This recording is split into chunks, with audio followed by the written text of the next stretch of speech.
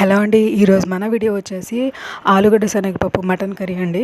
So ఈరోజు నేను ఇంట్లో అయితే ఆలుగడ్డ కర్రీ వండుతున్నాను. ఇంట్లో కొంచెం మటన్ ఉంది కదా అనేసి ఇంకా ఆలుగడ్డతో కలిపేసి ఇంకా నేను మటన్ కూడా వండేస్తున్నానండి. సో టేస్ట్ అయితే మాత్రం చాలా బాగా వచ్చిందండి. సో అన్నీ మనకి దీనికి ఓవర్గా స్పైసెస్ ఏవి యాడ్ చేయాల్సిన అవసరం కూడా లేదు. చాలా ఈజీగా కూడా చేసేసుకోవచ్చు, సింపుల్గా కూడా అయిపోతుంది. మనము ఎక్కువగా దినుసులు అయితే ఎక్కువగా వాడాల్సిన అవసరం కూడా లేదండి. అన్నీ మన ఇంట్లో ఉండే అందుబాటులో ఉండే మనకి వాటితోనే మనమైతే కర్రీని చాలా ఈజీగా ప్రిపేర్ చేసేసుకోవచ్చు. సో ఈ కర్రీ అనేది మనకి చపాతీలోకి, పూరీలోకి, రైస్లోకి, అలాగే బగారా రైస్లో కూడా చాలా మంచి కాంబినేషన్ అండి. సో తప్పకుండా ట్రై చేయాల్సిన రెసిపీ అయితే నేను చెప్తాను దీన్ని.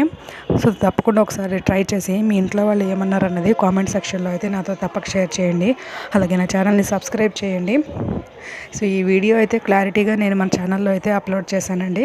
ఖచ్చితంగా ట్రై చేయాల్సిన రెసిపీ అండి. తప్పకుండా ట్రై చేసి కామెంట్ సెక్షన్లో ఎలా కుదిరింది అనేది చెప్పండి నాకు.